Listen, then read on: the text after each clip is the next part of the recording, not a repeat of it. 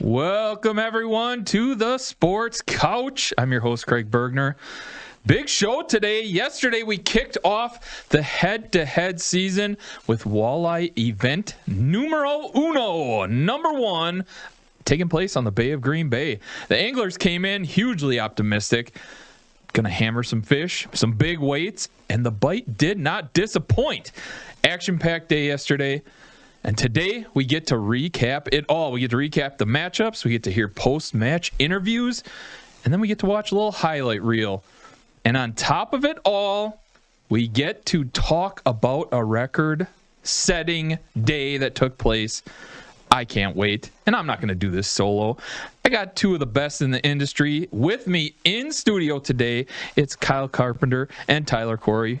Good morning, gentlemen.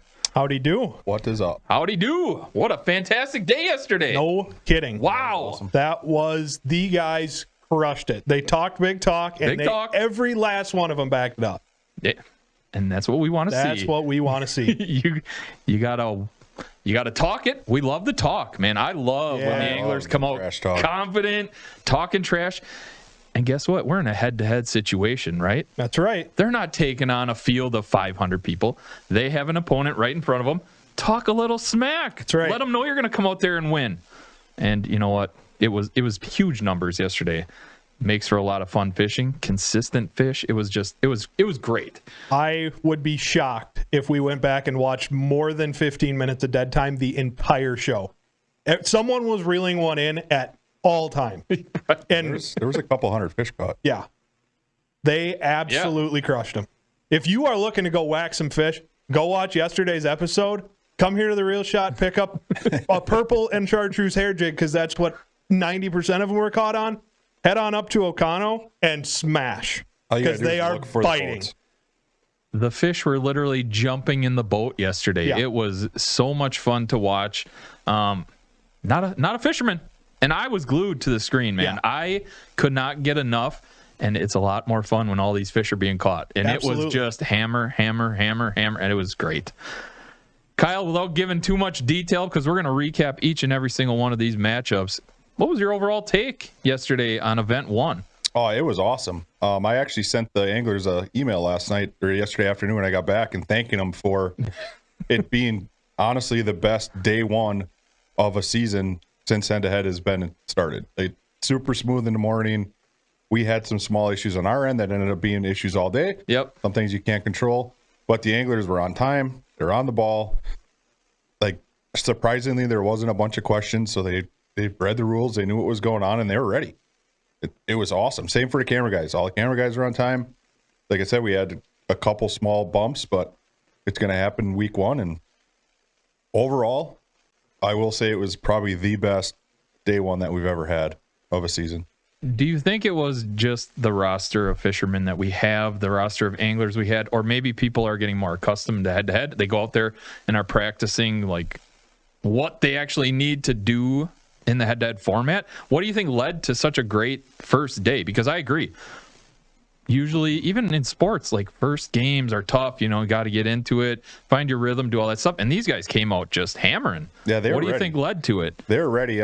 I'm not positive, but I believe every team was on the water and practiced as a team, right? Yeah. Each of the members were out, and they knew what was going on. They were ready for the day. Every one of them was excited.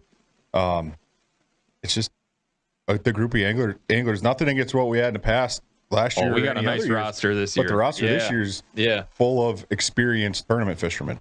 Nothing against last year, all due respect, but man, it was. If the rest of the season goes as good as yesterday, man, it's going to be a breeze for a tournament director. It's going to be a lot of fun. Yep. Yeah, I agree.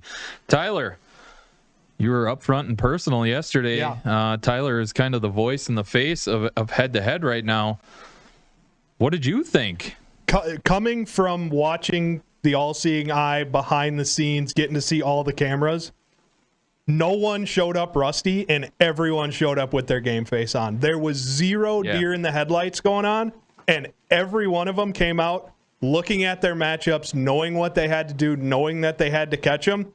And I don't think, aside from the Grams and Moots matchup, that there was any teams that had that super slow start. Everyone came out of the gates firing, landed on fish to begin with, and stayed on them the majority of the day. We're gonna dabble into that a little bit in matchup number one that we're gonna talk about. That was a great segue.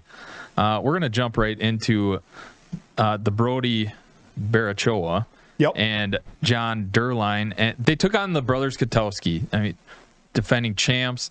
And you talked about how all these teams came out hot. 14 pounds for the Katowskis in quarter number one. 14 pounds, nothing to sneeze at. Yeah. I mean, we had teams not even get 14 pounds on the whole day. But we saw them middle quarters kind of slow down a little bit. And then hammer time for Katowskis. We're gonna get right to that, but first we have some interviews. So what happens is these teams, they match up, they do the entire event, and then they get a camera stuck right in their face. It's just like after a sporting event. Here you go, post-match interviews. I love it because you can tell emotions are high or low. You get to feel all their feelings with them. So let's see, who are we starting with today, Andy?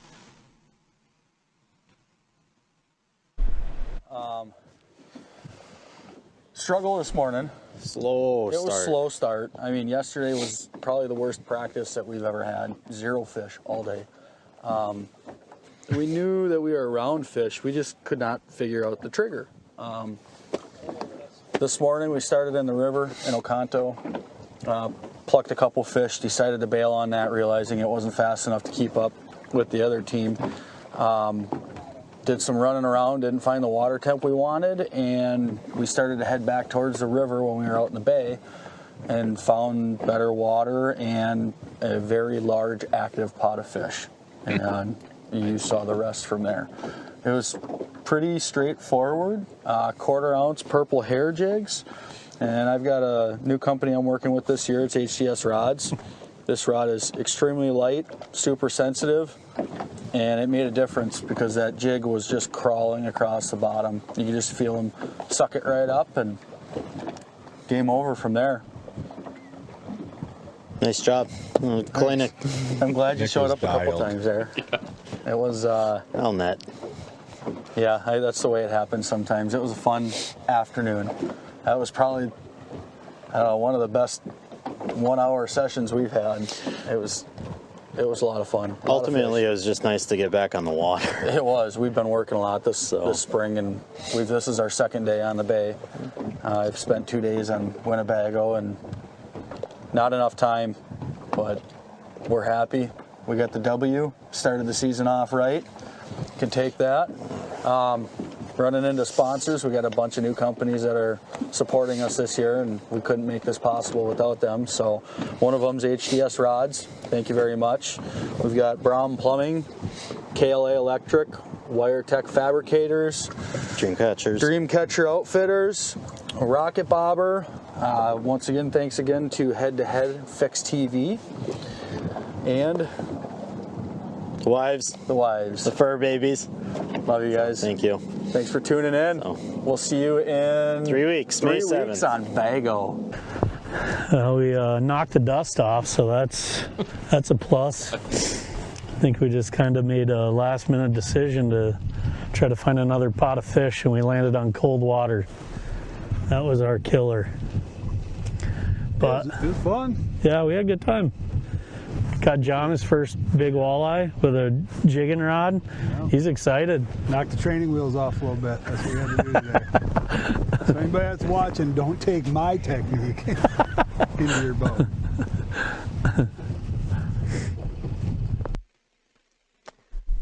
You can tell the difference in emotion. Yeah, right there. Absolutely. The Barachoa duo, they jumped out to a huge lead. Massive lead. They had it rocking. If the game was over at halftime, I mean, you could have written the Katowskis off completely. But Katowskis talked about that last hour, and wow, that was one for the ages right there. Yeah, I'm sore. I was their camera guy yesterday. Yeah, you got to see this right up front. Yeah, it was an interesting day, where they started. They didn't start super slow. They started pretty decent. I think they had like 15 pounds. 14 pounds in quarter one. Yep. In quarter one, and that was their best quarter up until the last one. 2 and 3, they 5-9, 8-9. So And then they started running through the paces and running around and went and looked at some stuff they looked at the day before. And when they landed on the mother load, it was. I was going to say, we saw some shots they're forward facing. How many fish were down there? Yes. All of them. Oh, yeah. Where they were, there was tons of boats around. It was pretty interesting because when we came out of the river, there was a group of boats, 30, 40, maybe 50 boats, pretty close to the river, I'd say. And then we ran down, looked at some other stuff, and they came back up. And we were with 3 boats maybe in a group. And by the time that flurry was over, that whole pack had slid all the way down to where we were. It was like just watching that school migrate. Yeah, it was cool from my perspective and a viewership perspective that you kept sliding over the camera and we got to see like what they are actually looking at. And well, I knew when he was going to get bit. Yeah. I was watching his baits fall. Like as I'm watching the camera on them, I was watching the graph. I'd watch his bait fall and then I'd get on it and you could literally see the fish follow, the jig come up, follow, and then the jig disappear and I would pan onto him. Yeah. Wow. He was pretty much calling a shot. Yeah. And Nick was on fire in that school. Andrew was like getting frustrated because he was doing the same thing, throwing the same color, a little bit different size and weight. But Andrew had one where he called it too. He goes, "This is going to be a catch," because he had his own graph, he had his own scope on a pole, and he called a shot and caught one, and it might have even been their biggest one of the day. Yeah, and you look at the other side of that matchup, Darlene and Barry Ochoa, like we said, if it would have ended at halftime, they are your leaders. And me and Nick were talking about it in the studio because the Katowskis struggled so bad on Winnebago. Our next 2 events are on Bago. If they're going to struggle on Bago again this year, they have to win on Green Bay to make the playoff. There's no other way about it. And we were honestly kind of writing them off. And then Barry Ochoa and Darlene made a little move, and they learned a very hard lesson in head-to-head that if you make a decision and it is the wrong one, you have to right that ship immediately. Otherwise, you're going to get left in the dust. And honestly, I think that's how the Katowskis felt. When they left the river, the spot they went to check, they wasn't happening. They weren't there. And you could kind of feel the balloon deflating a little bit. Right. As far as Baricho and Darlene, their cameraman, I don't know this to be true or not. I heard Jeff talking about the cameraman. Before they did their match, I think they still thought they won. They hadn't looked because they hadn't caught a fish. So they never looked at the weigh live. If you go scoreless for an entire half, chances are good you're not pulling the victory off. At least this year. I mean, they had a good lead, right? Yeah, 20+ pound lead. I don't know. I don't know that to be true, but you can see by their reaction, like they kind of just heard. Right. So as an angler, as a competitor, why do you not make the shift? Because, I mean, they went 2 hours without a fish. So I honestly think it was a pace thing and then not checking the live leaderboard. Because in an 8-hour duration tournament day, you have that time. Yeah. If your first 2 hours are good and then your second 2 hours are bad, you still have another 4 hours to right the wrongs that you did during the first 4 hours. In head-to-head, you don't get a do-over. No. See, I would almost prefer to start the way that personally, I'd start the way the Katowskis did so you don't get complacent, right? Like they started off hot, boom, boom, boom, real fast, pounding some weight on. Darlene and Barocha did, and Katowskis were the opposite, where they just kept running through the paces and then finally landed on them. But man, like you said, to not know that was coming if they didn't know, that's the shot. Yeah. And with the performance that the Katowskis put up in that final period, they were going to be tough to beat versus anybody. You look at 47-15 in the last hour, that's almost a 200-pound pace if they were able to replicate that over 4 hours. Yeah. Which blows away any head-to-head weight record ever, period, end of story, doesn't matter. Like a lot of the other guys, you get them to around fish, they're going to catch. They just got the nose for it. You get them around and they're going to catch. Had they gone out right away and been in that mix the whole day, who knows? Insane. Who knows? You know? Just physically doing that could you imagine doing that for 4 hours? The toll that would take on your body physically? Yeah. Good Lord. Because it was one right after another. I mean, you're getting almost 50 pounds in an hour. Right. It was consistent, constant. They were just drop it in, pull it up, drop in, pull it. It was crazy, but great television. Once again, I think that's where that head-to-head experience really came in well, because we saw some of the rookie teams get caught up in the moment, get really excited while they were smashing them, and then maybe lose that focus a little bit. The Katowskis, when they got on that final hour school, it was catch, way, gone, back in the water. Yep. Show it to the camera for 2 seconds, and we are back in there because we got a job to do. If there's any of the other teams that do not know how they want to process fish and how to do it in a boat, there's two teams I suggest you watch. Ted and Cody and the Katowskis. I agree. Yep. The Katowskis have it figured out to the point where they both do the exact same thing. Whoever catches the fish weighs it, manages it. The other one goes right back to work. And I mean, the way they put the scale and everything's the exact same every time. They're never looking for anything. They got to figure it out.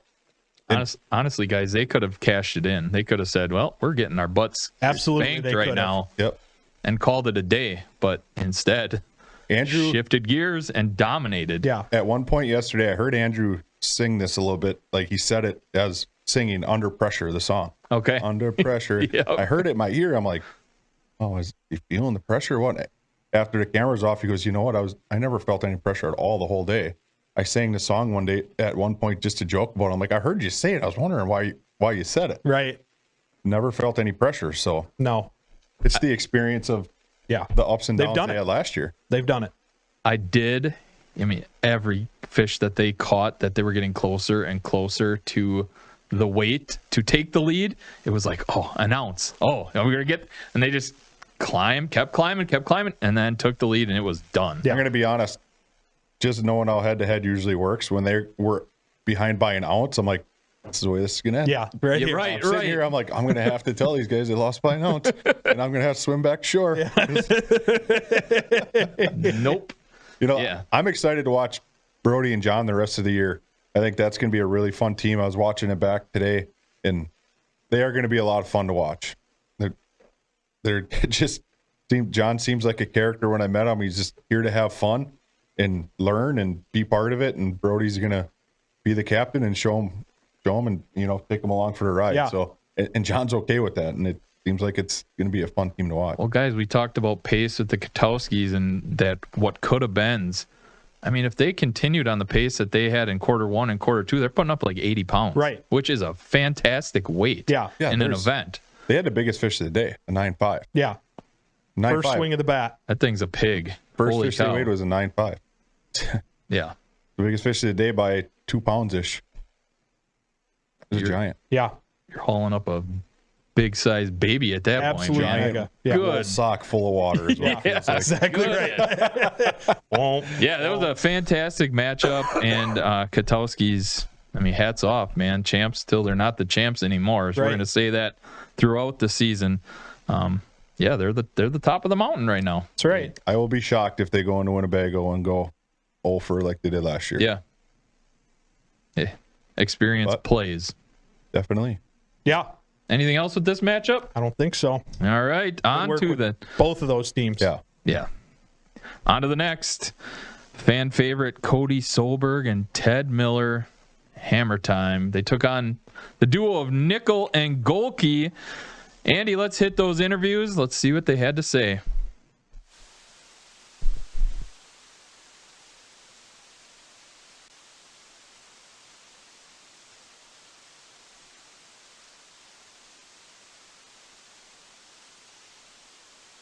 Can you guys hear it? Very faint.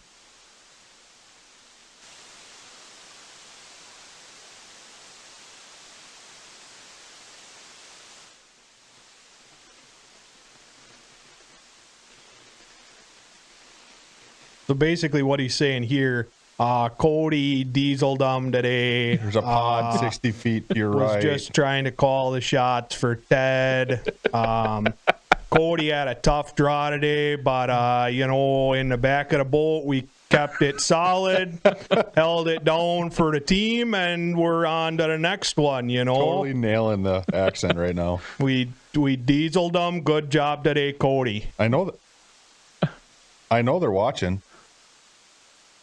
Yeah, unfortunately, the issues we had in the morning, the demon stuck with us all day with Nickel and Golke, so we were not able to get their interview. We do have some footage on an SD card from them, so we'll get that out on the socials so people can see what the day they had, because they still had a great day. They had a fun day. They caught them. Yeah. 55-9 is nothing to sneeze at all. You got that right. And from the sounds of it, they were on an interesting bite. They certainly thought that they were going to be able to keep pace with Ted and Cody, but you look at that 7-9 in the third period versus the pace that Ted and Cody were already putting up. That was your killer right there. A 41-pound second quarter by Ted and Cody. Tough. I mean, it's really difficult to come back from monster quarters like that. Absolutely. Ted and Cody are going to be tough to deal with all year again. Yeah. Them two, like I said before, they have it figured out. They have the experience. They want to be that number one seed going in, and they want to win it. There isn't anybody that wants to win this more than them. I was joking with Ted when he called earlier. Him and Cody called, and like, you guys both act like you lost yesterday. We did. We should have done better. We're in second. Like, they're not happy with being... No. For one, the record fell. I know that gets under their craw, which it wouldn't mind as well. Yeah. They're proud to carry it, to own that. And two, they're sitting in second, and they're behind on total weight. So the tiebreakers, that total weight as a tiebreaker is a big deal for that number one seed. We already see the number one seed coming into play after week one. I love this. Yeah. Everyone's going to be chasing that bye. Everyone's going to be chasing. I mean, you get a free paycheck for that week. Right. You earned it, man. Awesome. Absolutely. It wasn't Cody's best day. It was not. Which I heard him say when they were by Katowski's at one point that he said he lost like 9 in a row. Yeah. Yeah, he went on a real cold streak. I'm sorry, Cody, I may have jinxed you because I text Brian. I'm like, man, Cody is a hammer. I was watching before I came in, and man, Cody was just hammering him. Average yesterday must have been 4, had to be mid-4s at least. They were on a very strong 4 to 5 pound bite, without a doubt. So you add another 36 pounds average. There you go. They're right there. Yeah, that's a new record, folks. Yep, they're over 100 for sure. Mm-hmm. I'm sure they love us talking about that too. Yeah. Hey, I mean, I'm sure Ted's ran the math and has had 100 times. Well, I got a Snapchat, so it's probably Cody sitting up and Ted's rubbing his feet right now. Exactly right. Yesterday, so. rubbing his shoulders. Yeah. Cody, we're gonna get this, and we'll be okay, do it, big boy. Honestly, we saw a lot of times last year where Ted kind of took a back seat and just let Cody drive the bus. We saw Ted kind of step up into a leadership role and give Cody a couple of pep talks yesterday when Cody was losing them. I mean, fish, you don't know what you're doing wrong. Right. You're doing the same thing you did on the first 9 you caught. Yeah. So I know Cody was determined because he went back out. We were coming into the dock. He kept his boat in the water. Ted left, brought the camera guy back. Cody went back out. So he was mad at him. They won, but he was still mad at him. Cody's no joke of an angler. I mean, he probably went to work, right? Returning MVA. Some YouTube videos. Yeah. So, yeah, I think Cody's going to be just fine. Yeah. Ted and Cody as a team are going to be just fine. I thought how they worked well. And you said, it's one thing to, like, belittle your partner and, like, chew him out and want to toss him off the boat. But, I mean, we saw Cody not one to lose a lot of fish. Right. Just had a day. Right? Yep. And Ted was right there to pick up. That's a sign of a great team. Yep. And they've shown they are among the elites in this league. So, hats off to them. Nickel Golke, guys, what was your impression on those two? I feel bad. I mean, with the camera issues we had, it's going to happen again at some point this year. Hopefully it don't happen to them again. They had a tough draw on week one. You know, they went up against, the Kings from last year, really, and they're going to be fine. Nickel and Golke both fish a ton. They're on the water. The reason I feel bad is they have a huge following social media wise, and they bring a lot of teaching, just like Cody does, into the videos and stuff like that. And it sucks, but keep your head up. You're going to get a lot of air. You're still going to get the most airtime out of anybody else in the walleye industry. Absolutely. So just keep that in mind a little bit. I mean, almost 56 pounds of fish is nothing to sneeze at. Yeah, right they now. caught them. So as far as, the way head-to-head is formatted, the 5 teams won, so they're all 1-0. And then we have 0-1 teams. They're the best 0-1 team currently right now. I mean, they put up the most weight for any team that lost. Yep. So, and you got to think about that. Yeah, you look at a positive in a loss. Here you go. There it is. if you walk away from every event with 59 pounds, you're going to have the most weight at the end of the year. Yeah. Yes. By far. Yeah. So A great matchup. A lot of fun, and You hope to not see this trend continue because there is always one team that ends up being the one who catches the bad beat every week. single every week. week, yep. And Nickel and Golke have that reputation as being catchers. So there's going to be teams that bring their A game every single week against those guys. So this was a tough intro to the head-to-head season for them. If they can keep their head on straight and keep on the game plan that they're on, they'll be just fine. If they let this first one get to them and they make any crazy big adjustments or anything, the team dynamic starts to get kind of muddy. That's where things are going to end up problematic in this boat.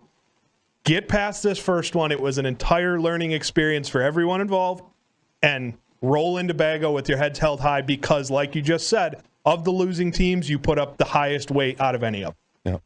as a team, is there a weight do they plan on heading into an event and they're like, if we hit the 40-pound mark, we should win? Most of them look at it by pace. Like they got to catch 3 fish an hour. Or I don't think the weight is really in the back of their head so much, especially going to Bago, because the fish are going to be a pound to 3 pounds. Right. You know, the relative big fish for Bago is totally different than the Bay. Yeah. So it's a fish per hour rather than a total weight. In the Bay, it's probably a weight. Right. You know, a number in their head. That'd be a good question to ask one of them guys. Sure. If they look at weight or if it's a fish per hour pace. So we're heading to Bago next. Are we expecting not these weights, correct? No. The weights will be lower weights, but tighter competition. Competition. There's what we saw yesterday was a lot of the same size average fish, because most of the guys were relatively in the same area, fishing the same schools, the same pods, just at different times, right? Bago, they're going to be more spread out, and a 2-pound fish is super average on Bago. So it's all relative, right? It's the same for everybody, but weights will definitely be I'm lower. going to tell you guys, I like the look of the walleyes. I think they look pretty sharp. Yeah. Big. They all look big. Oh, yeah. So, yeah, overall, a fantastic event. I thought it was great. Anything else on this matchup? I don't think so. I don't think so. All right, let's head to the next one. It was Joe Okada, the lone man himself, taking on Lobbs and McQuaid. Guys, we saw something really special in this one. First, let's see the interview, and then we'll talk about it. Set the record. Really? Yeah. Oh boy. 107 pounds, 11 ounces. Nice. Yeah, that's what we're hoping We were shooting for 100. Yeah. We thought we could get that pretty good today. Here's your answer. Overall, it was a pretty steady day. Yeah, it was. You know, it started out a little slower, but overall we're happy. I mean, we found the big fish we wanted. We knew the big ones were here. And Eric with the big 8.5 or roughly, and a couple 6s and 7s. So it's a good day. Very good day. We definitely lost more fish than we have all year long combined, but that's tournament fishing. Right. Stuff doesn't always go your way, and you just got to keep your head down and keep grinding. Right. Feels good to get the first one under the belt. Yeah, get the nerves out. We were a little nervous all week. And yesterday we didn't fish on Monday. Yesterday afternoon, yesterday morning, we said we got to get out and just go check for a little bit, and we spent 45 minutes of fishing time and hammered them pretty good. So that's what our decision change made today. So well, it was a good day. Good job, guys. Thank you. Well, if they can hear me, this was the nicest day. I got here on Monday midday, and it was blowing 40 mile an hour. At least it was offshore, so I got to kind of look around here. This is my first time fishing the spring west shore bite. I always try to avoid the masses of people, but I'll probably come out and play on this some more now that I see that you can kind of just spread out and do your own thing if you want to. But way to go, Eric. He's a frickin' vacuum cleaner. That was quite a butt whooping. But when we got in him, it was fun. I'm looking forward to doing it again and looking forward to the next one. Thanks for watching, everybody. Just the nicest guy. You're not going to find a nicer guy than Joe Jeez. Okada. It's impossible. Yeah. It's impossible. All right, let's start with the. That with was the, Joe upset. Yeah, that's crazy. Exactly. That was Joe mad. That's what you get with Joe. He's always needs happy. You got to fire him up a little bit. Oh, you're going to see Joe fired up. Okay. You're going to see excitement out of him. And he's going to, what happened to him yesterday, he's going to put on to somebody, if not multiple, this year. That's Joe Okada. And he's going to be smiling just like he was right there the whole time. Yeah. This was two teams made up of true professionals going at it. You saw it the entire day. Both teams, not that any of our teams didn't, but these two teams carried themselves as true professionals, had the pace figured out in the boat, knew what they were doing. Joe's boat was so meticulously laid out, it was wild. He never had his net in an awkward position. He was all alone, netting 6 and 7 pound walleyes all by himself without making any of it look difficult. And then you look at Steve and Eric, and it was, you could tell that those two had shared the boat some together and knew exactly what the other one was thinking before anyone said anything. Guys, I think we need to celebrate the number that they put up. Yeah, we have a new record. Yes. 107.11. I mean, what more can you say? And they came into it expecting 100 pounds. Yeah. And guess what? They hit it. It was an absolute clinic. And they were talking about how they lost a lot of fish. Crazy. Never Crazy rattled to them. me. Yeah. Never rattled them. You watched the slow burn in this, Matt. The first hour, 10 pounds to 6 pounds, it was looking like it was going to be kind of a slower pace, maybe 50, 60 pounds, kind of knotted up tight towards the end. And then McCoy and Lobs got their feet under them, got the pace up. The water started to warm up a little bit. Their fish started to turn on. And once you give those guys a clue, look out.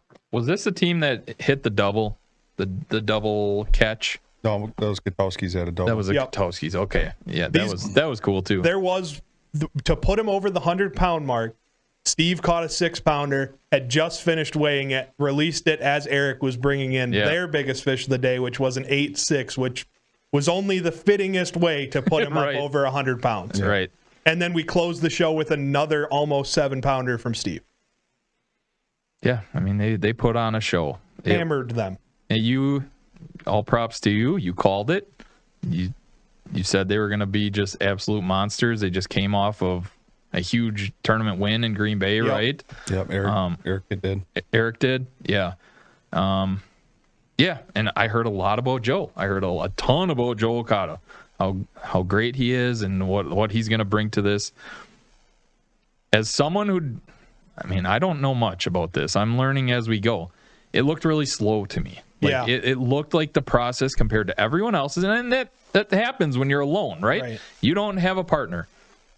I'd like to get him one, but it just looks slow to me. Everyone else is in such a fast. Everything's fast paced, fast. Joe, it just looked like slow, meticulous, And when he gets into these high octane matchups, that's going to be detrimental to him. Absolutely. I mean, you're at 50% disadvantage. Yeah.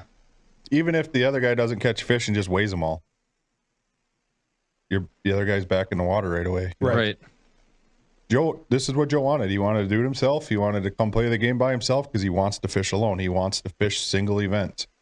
And that's why he did so well in the Pro Walleye Series too, because he's confident in what he does by himself. The difference here from the PWS was everybody else was by themselves. So that pace was equalized. Yeah. Joe's pace in PWS was better than everybody else's as far as going through the process of weighing the fish and getting back fishing. It looks really slow. Joe will be fine. He's in a pick and poke, dink and doink his way into wins, and I'll be shocked if he doesn't get himself. I mean, I'll be amazed if he doesn't make the playoff. Okay. Joe is a guy that I wouldn't be surprised to see him record this loss here and never do it again the rest of the season. Yeah. So. And maybe put up 100 pounds on next time we come to the Bay. Really?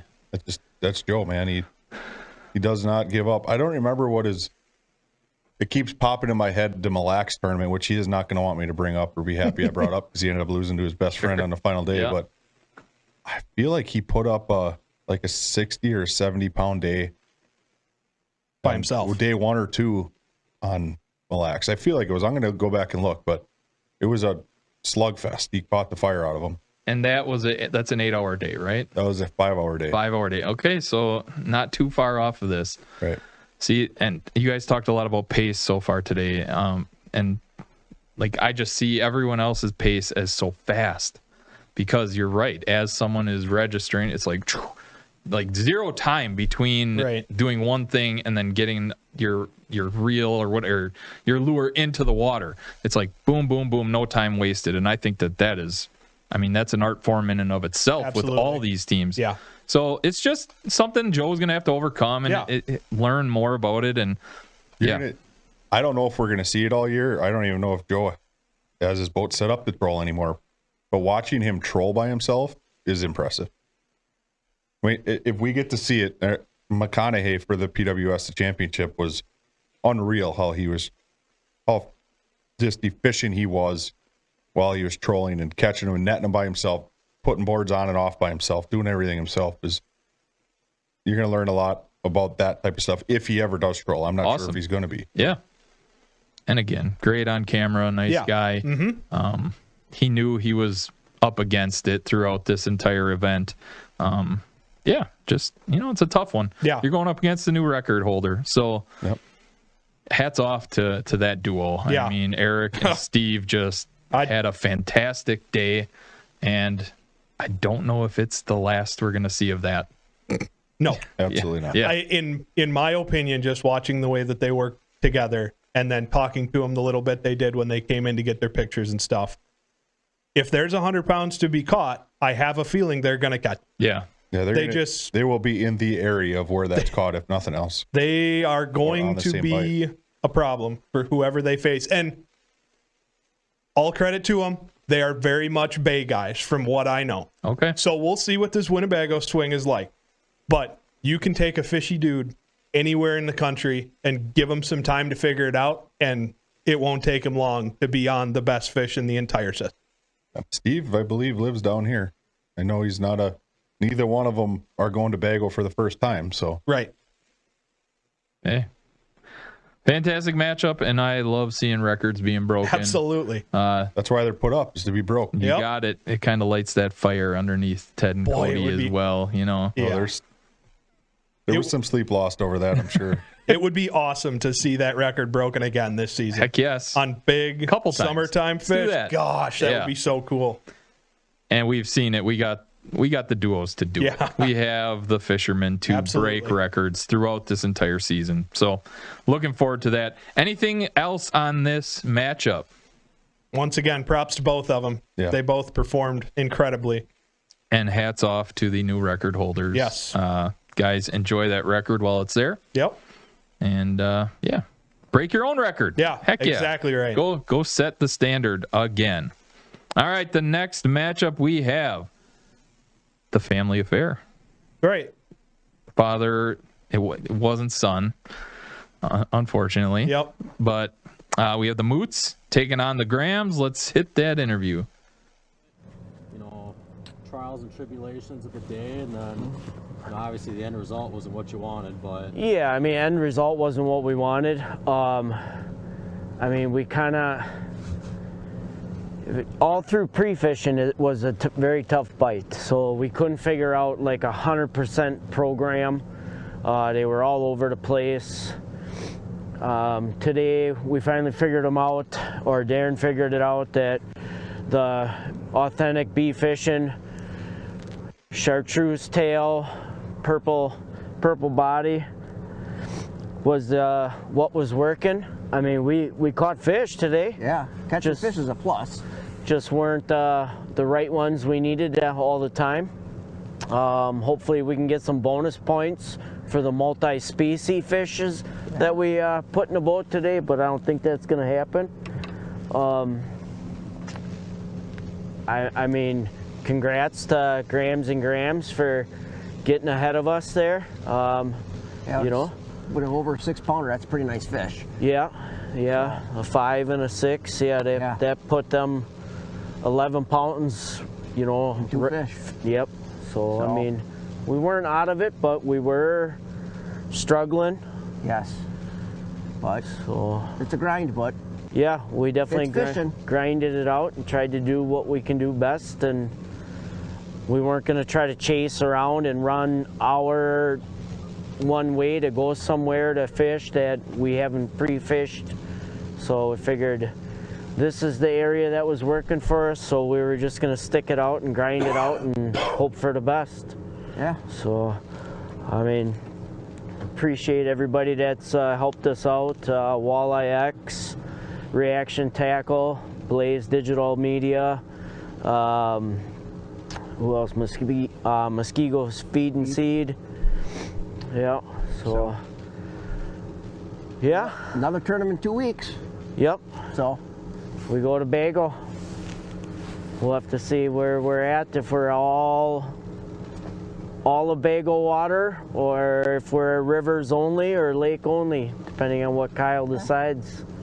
So hopefully next week we can put a W so we don't have a real big hill to climb. I mean, we're at the bottom of the hill now, so hopefully we only can. way is up. Yep. I'm not digging. That's it. You think Nathan's at home like that?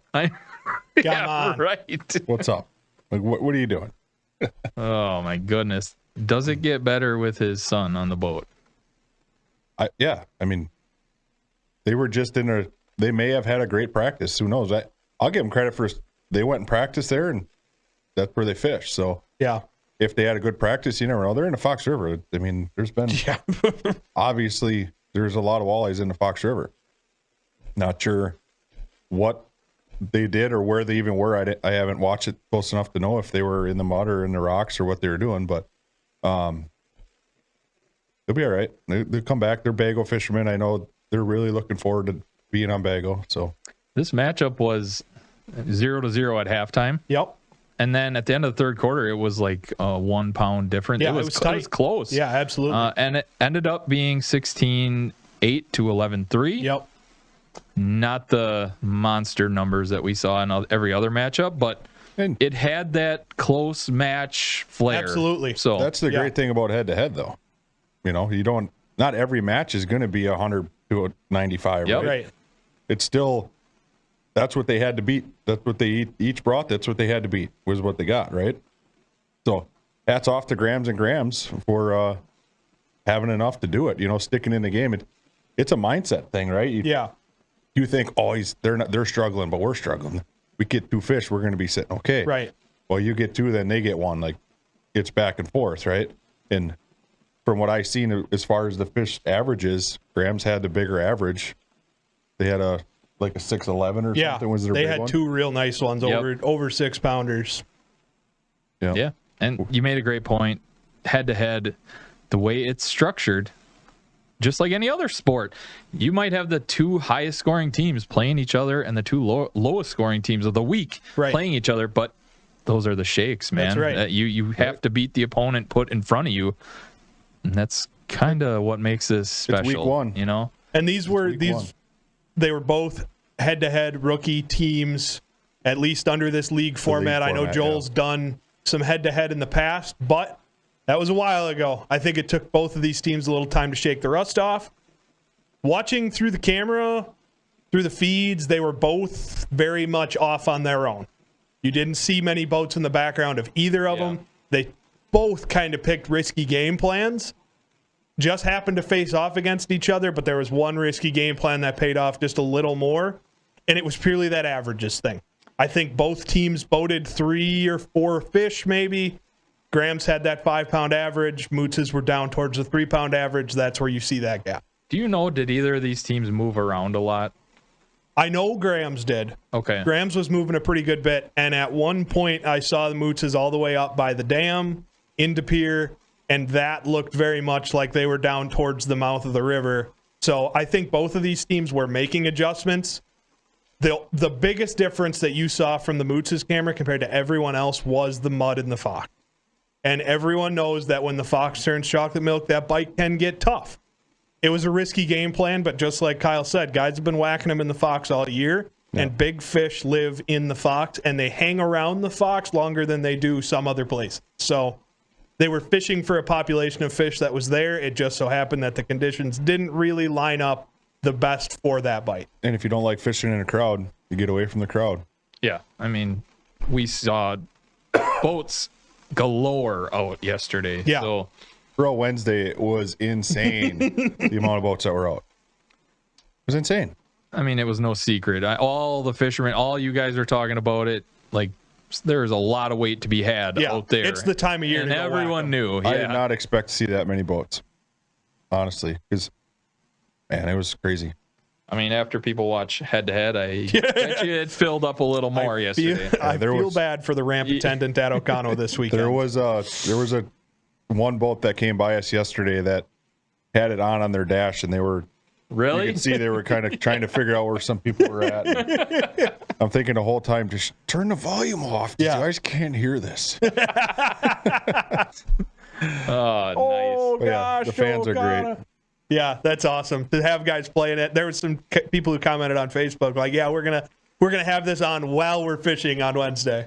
I love that. Yeah, absolutely. Yeah, we got a lot of positive interaction from the fans. A lot of nice Facebook comments. I don't know about the YouTube comments, but I can't imagine much negative was said. It was not at all. It was a lot of fun. Event number one. Anything more on this matchup? Props to Riley. It was cold yesterday morning, and she toughed it out right alongside her dad. That was awesome to see. Well, I had met Riley yet, so when we got to the launch, we'd launched the same place, and I walked up, introduced myself. I said, "Hey, make sure if you got to go to the bathroom, you tell your dad to run you in." He's like, "Nope, we're staying out. She's used to it." So she's a diehard. She's a diehard. Awesome. Okay, the tell diehard me. angler. So We didn't know. How old is she? I would guess 12, 13, 14-ish, somewhere in there. Okay. Early teens. All right. Yeah, what a trooper. Yeah. She was on that way live, just like, I mean, Sean was holding the scale in one hand, showed the weight to Riley. She put it right in. So they're going to be a team if they can find their flow that's going to be right in the mix. Awesome. Yeah. Sean's traveled with a lot of the right guys, learned from a lot of the best in the walleye fishing industry, and this is kind of his first big dabble into this kind of semi-pro level, and it's going to take a minute for him to find his pace, but you saw glimpses of what could be a really, really good team yesterday with the size of fish that they were on. And as a parent, man, I'm a big fan of the father-son, the mother, or the father-daughter. I love the parent son combos. I think that's fantastic. Yeah. Like, what better time? And it's all documented. So, so cool. All right, let's head on to the fifth and final matchup. We got the duo of Robert Claus and Nick Ackley taking on Mitch Dawn and Kurt Yoder.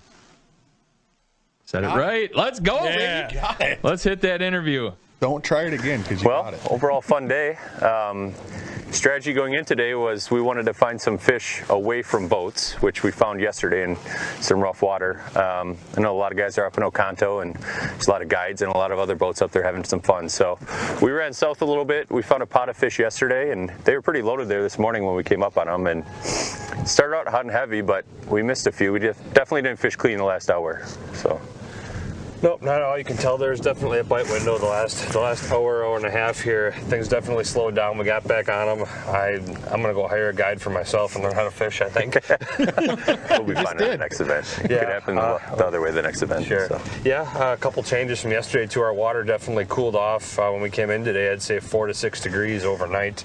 A little bit of a wind change, but luckily they stayed put and not a lot of boat pressure. It was nice to get away and we got a W. Nice to get some momentum going and hopefully keep it going to the next one. Got a W. We gave it our all. Yeah, we pushed it today a little bit. We're pretty casual about the whole thing. Yeah, I mean, our best bet even yesterday, our best bait was this particular on-the-fly hair jig. And then to break that one off. Yeah, Nick managed to lose. It's kind of a root beer color. Yeah. That was good for us yesterday and today. So that was kind of our primary. We did get a few on some purple yesterday, today. I wasn't kidding about the one rod. Would you like to see that? Yeah. This is from Mrs. Doc right there, so thanks. She got me this rod for my birthday. It says you're lucky you're cute on it. So. It is fishing, right? Fishing's fishing. You come out and you hope for the best, and you hope that your game plan works. We did spend a little time on the water yesterday, found some really nice pods of fish. Got a couple 28s yesterday. Would have been nice to get today. A couple really nice fish yesterday. A lot all post-spawn for the most part, one pre-spawn. Yep. But they move. A lot of wind yesterday. I'm sure that water temperature moved things around. They probably spread out. Less boat traffic yesterday didn't help today with some of the boats. But that is neither here nor there.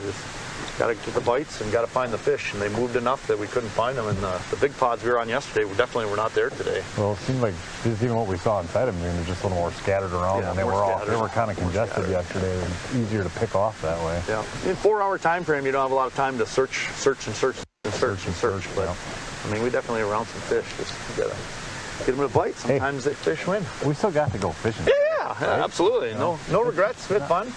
Even though we got a butt whooping, it looks like, but good for those guys. Good for them. Yeah, good Can't for wait to shake their hands. Mitchell and Kurt, they did some good stuff today. I'd be curious to see where they fish. Yep. Curious to see where everybody fishes. There's a bunch of us on this edge here. Yeah, a bunch of guys working this edge. This is a big sand edge that the fish will come out of the river mouth out of Oconto here, and it gets pretty popular this time of year with the post-spawn fish. Yesterday we found our fish away from here, actually. Yep, they were in a completely kind of a big sand flat, and they were kind of stacked up in there. But thanks to Cedar Lake Sales. The Cedar Lake Sales is sponsoring head-to-head this year too, so I got a couple Cedar Lake Sales things.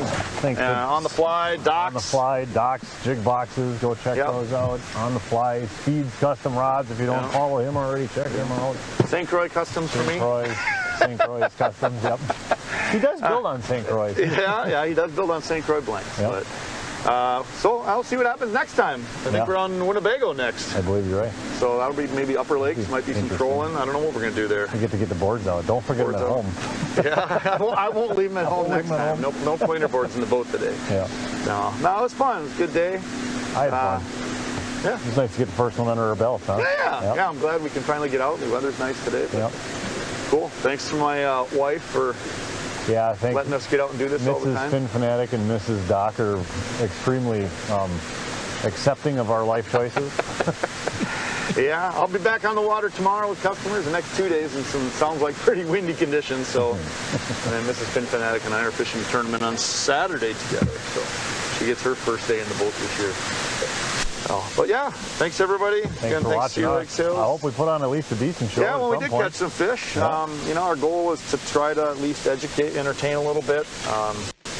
We'll see. Hopefully we can continue that down the road, and we'll keep trying. Yeah, keep trying and put on a good show for everybody. Yeah. Thanks for the Real Shop for sponsoring this and putting this on. Yeah, thanks for getting us all together so we go out and have this kind of fun. Yeah, cool.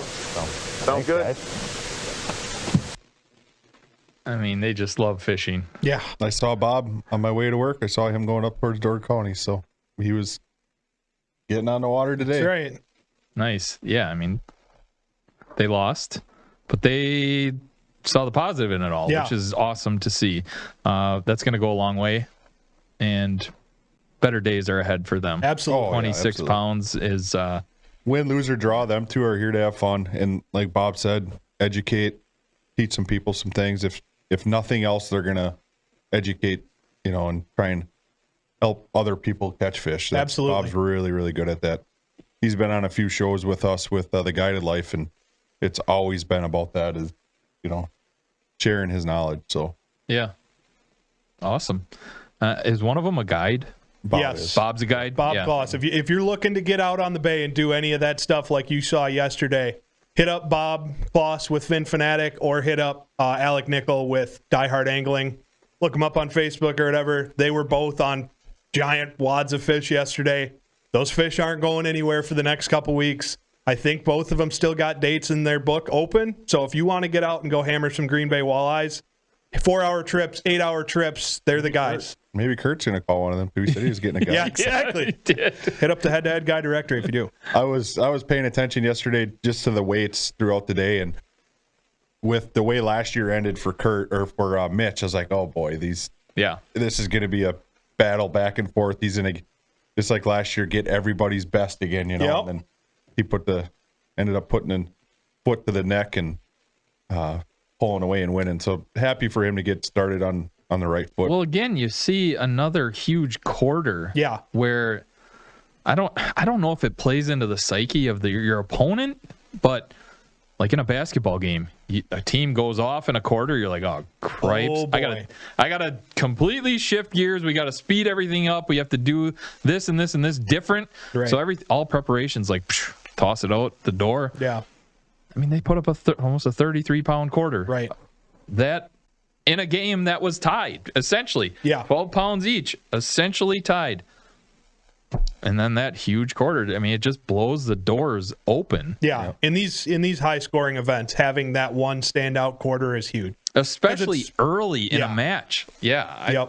I agree. Because it's tough to stay on these fish and keep them going at a pace. So if you see that bite window open up and you see that window of opportunity, if you can capitalize on it, put fish in the boat quick and put up one of those big quarters, for one, obviously all the weight helps, but turn it right back on your opponent. The next time they open up their phone, they go, holy man, we are down 30 pounds now, and we have to. And it's not like basketball where you can make direct defensive changes to shut down their offensive attack. If they stay on that group of fish and keep hammering them, there is nothing you can do aside from catch them better.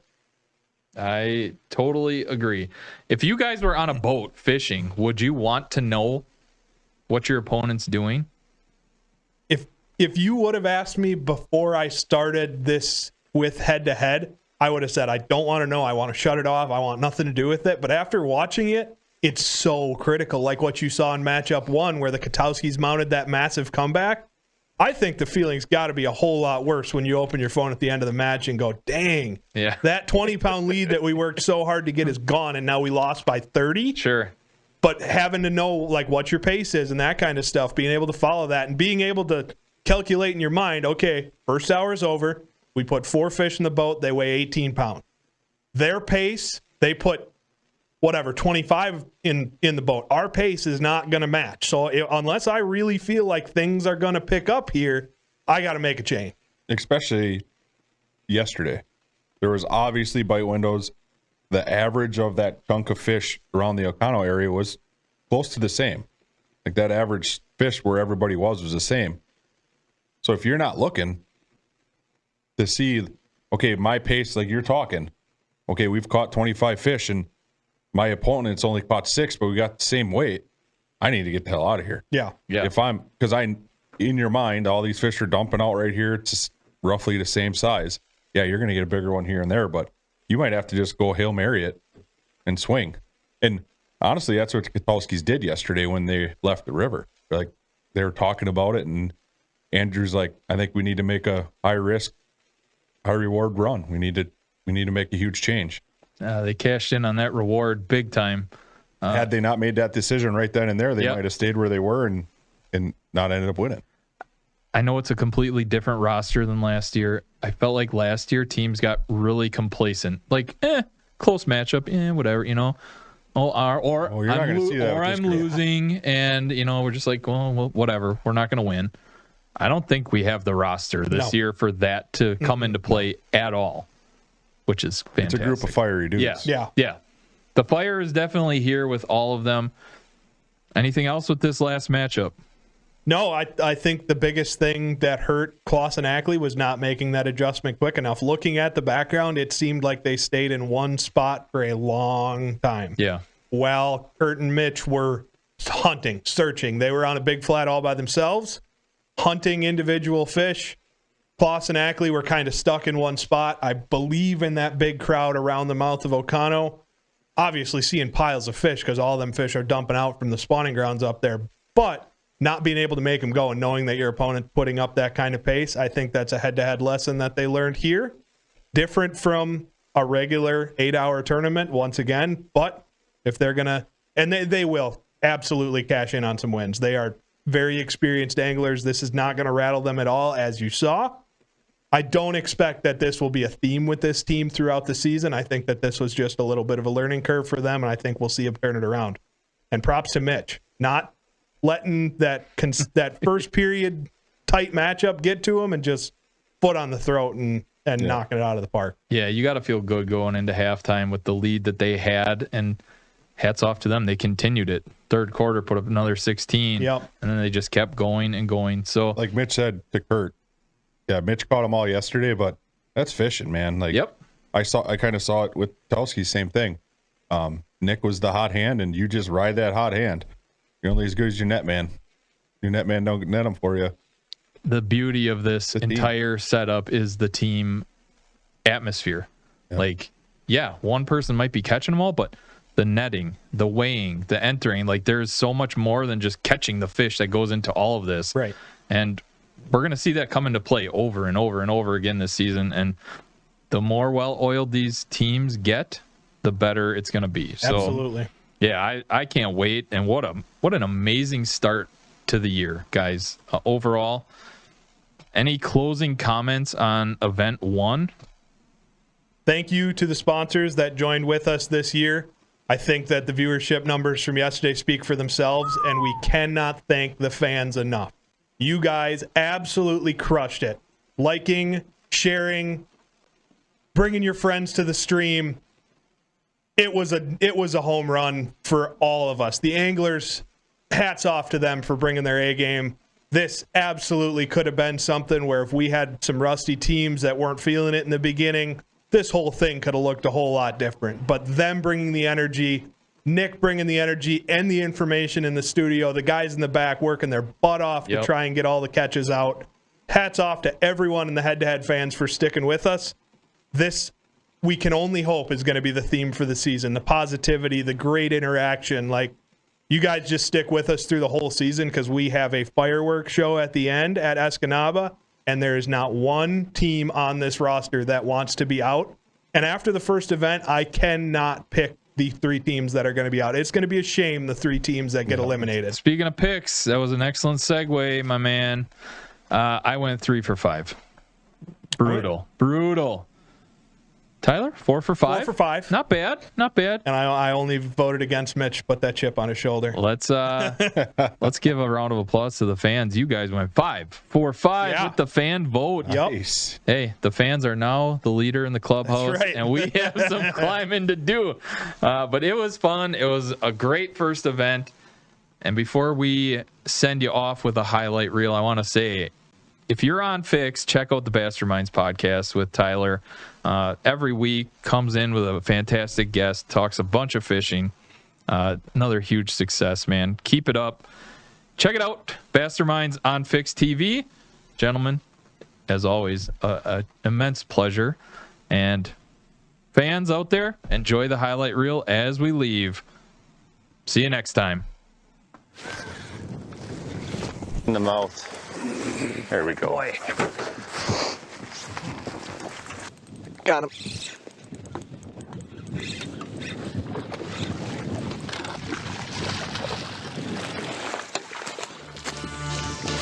There's the first one. It's a good one. Yep. Got him.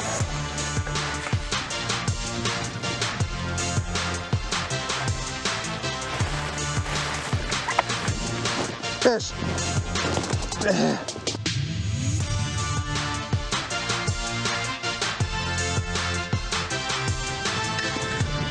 Yep.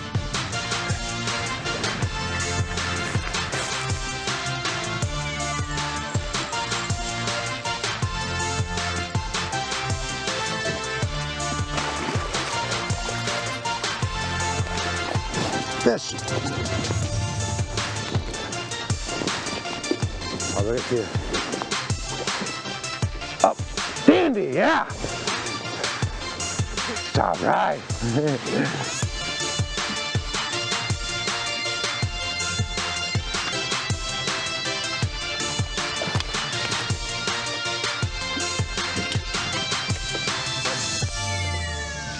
Got him, Ted. Common.